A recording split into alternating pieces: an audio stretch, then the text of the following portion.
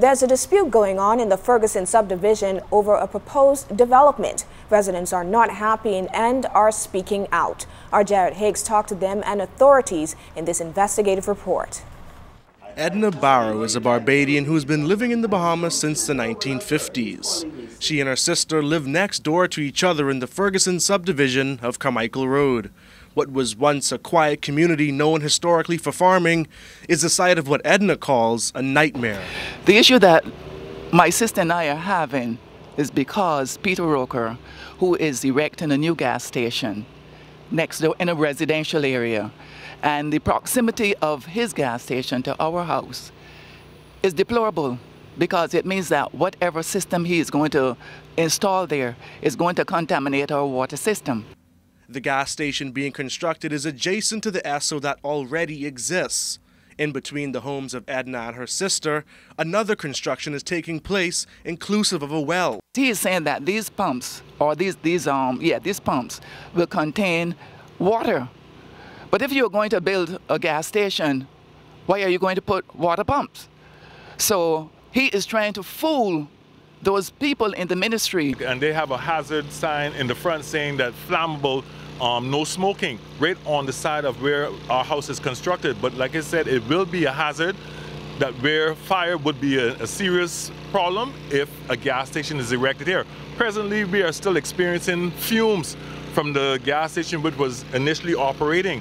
Now he's bringing another gas station or an extension to his gas station closer to our residents. So they also told you that this well that's being dug is for water as well? So they say.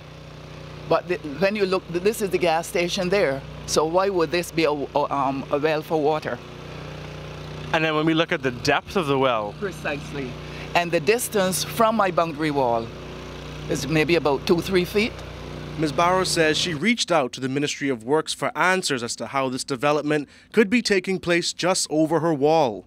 When that didn't work, she reached out to her Member of Parliament and the Minister responsible for the environment, the Honourable Kenred Dorset.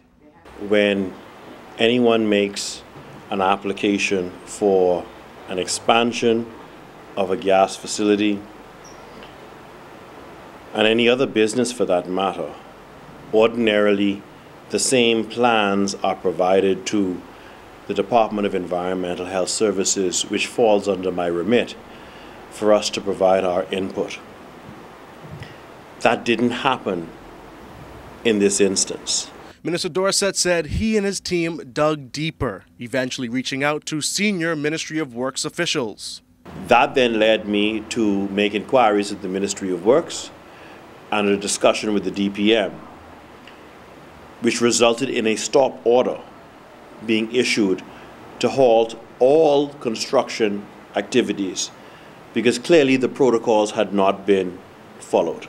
According to Ms. Barrow, the work stopped about 2 weeks ago. She's glad that her Member of Parliament stepped in, and all that needs to be done now is refill the wells that are now creating a mosquito breeding hazard. The question still remains: who approved the project in the Ministry of Works? ZNS News will continue to follow this developing story. Jared Higgs, ZNS Network News.